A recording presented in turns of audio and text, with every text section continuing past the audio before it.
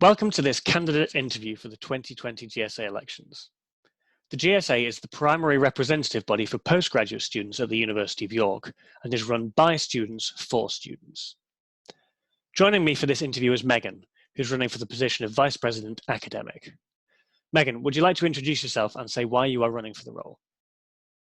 Hi, I'm Megan. I am a current MSc bioarchaeology student and I should be finishing in October. I'm running for VP Academic because academia is something that's really important to me. I want to go into an academic career in my future, and I really want to be able to fight for a system that allows PG students to achieve what they're capable of academically and help them to advance in their current and future research. Thanks. So to start things off, what do you think is the biggest academic issue facing postgrads at York, and how do you intend to combat it?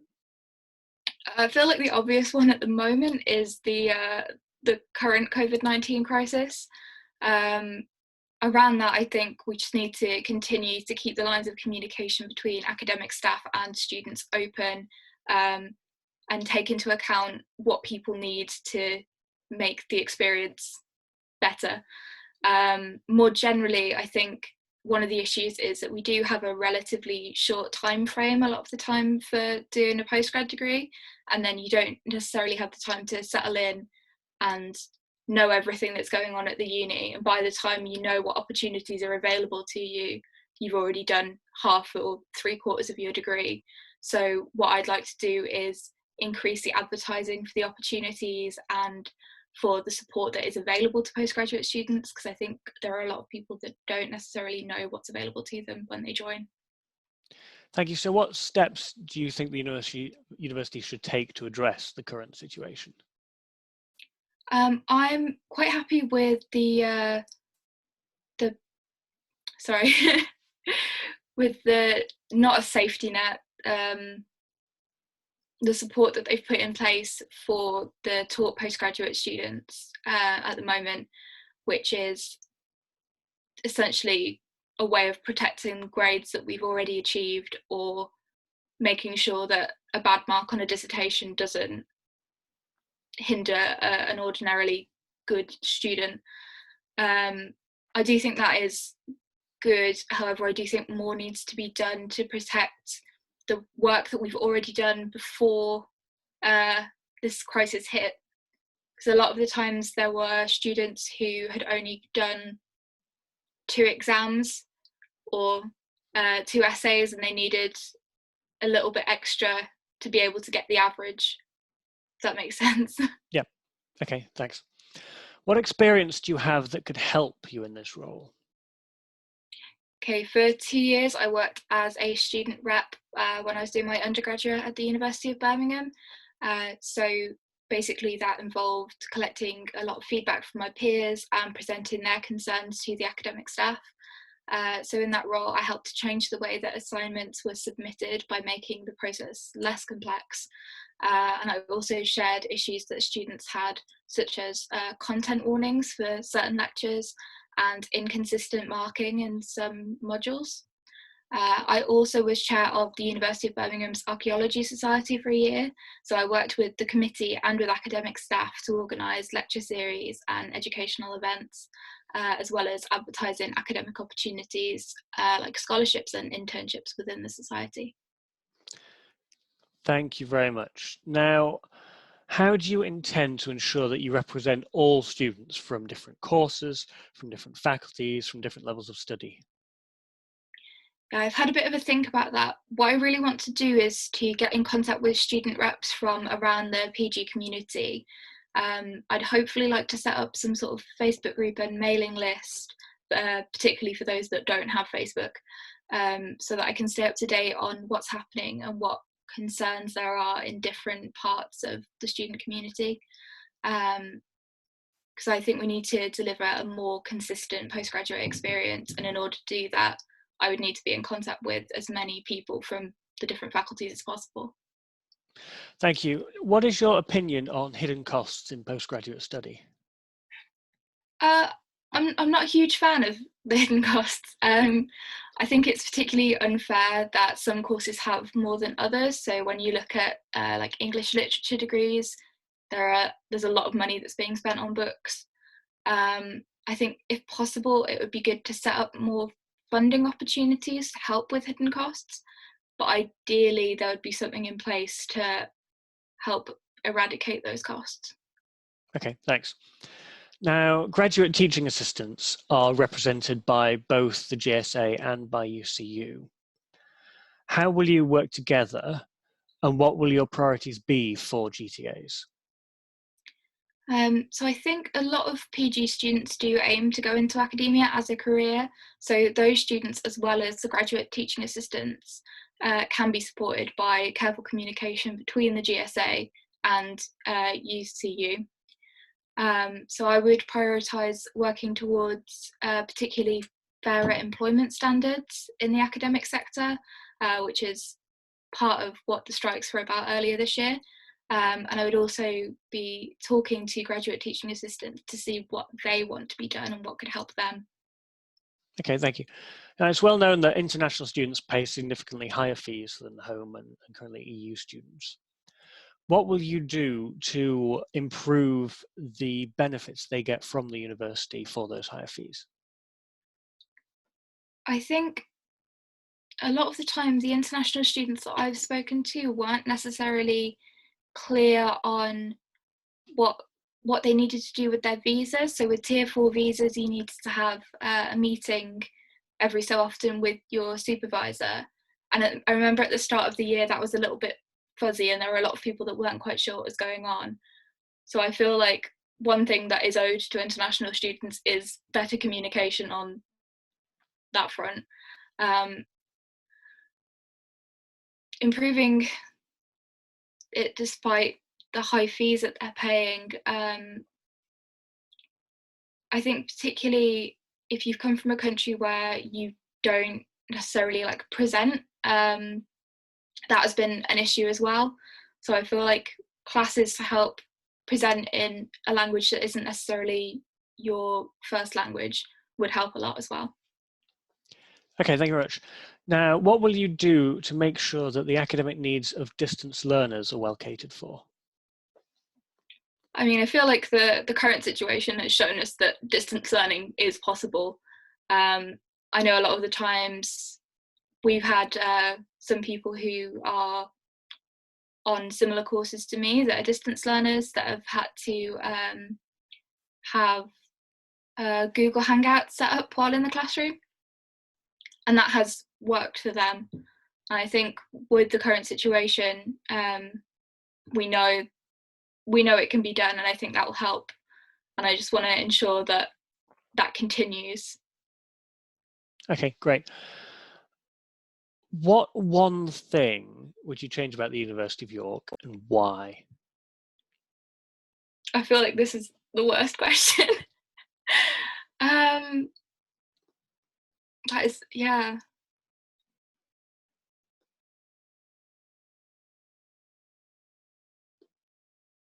It's bad because the first thing that is coming to my head is more runner ducks. So the answer is change the species of waterfowl currently Yeah. found inhabiting the Thames Lake. Okay. Is there another issue you want to add to that? I will let you off with just that one if you want to.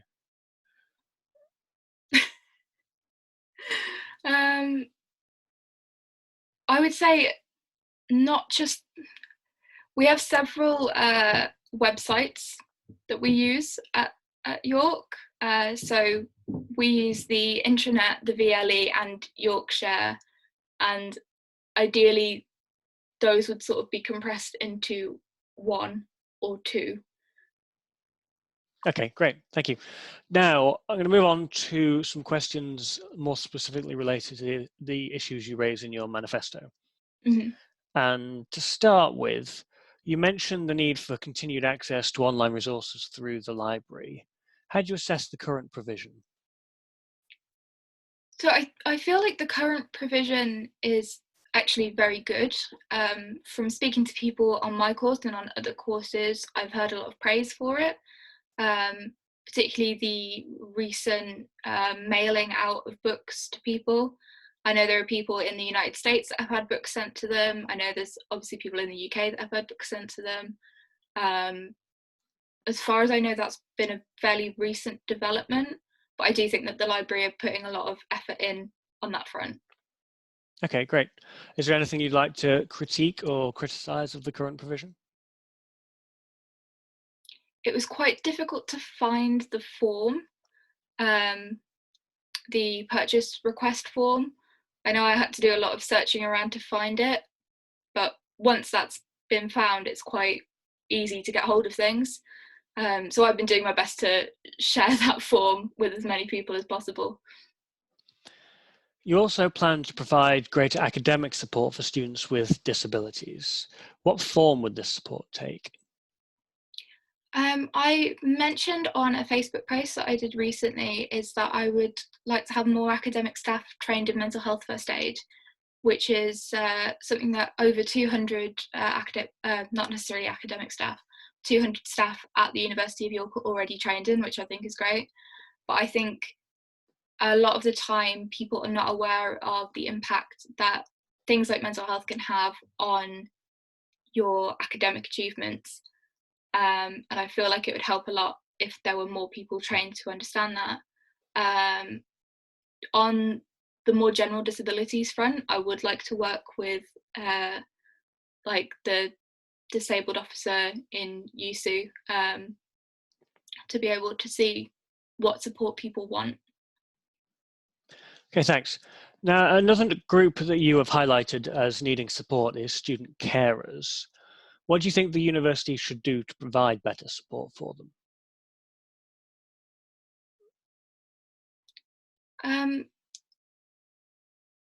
That's a good question. I would like to set up the academic support groups that I've mentioned.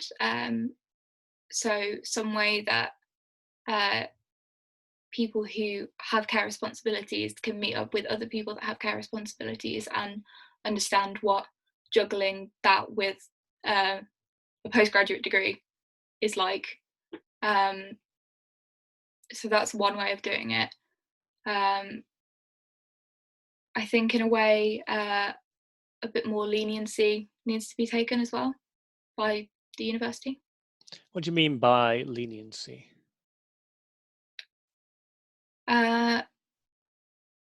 So a sort of greater understanding of what might be happening, especially I think, yeah, with the current situation that's going on.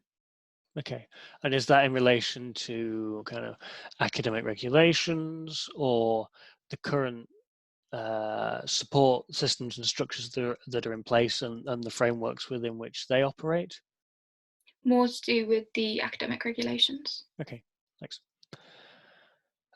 Another group of students that you've also mentioned is international students. Mm-hmm. How would you intend to support those international students who are planning on returning to York in the autumn?